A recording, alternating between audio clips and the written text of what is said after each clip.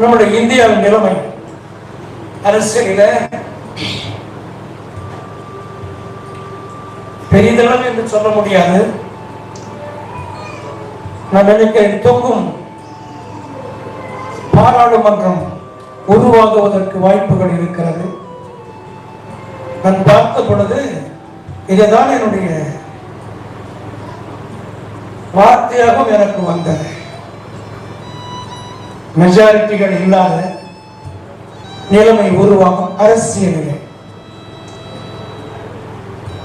ஒரு குறிப்பிட்ட அரசியல் தலைவன் இல்லாமல் போகிற வருஷம் இது. பெரிய பிரபலமான அரசியல்வாதி இல்லாமல் போகும் நம்முடைய தேசத்தில்.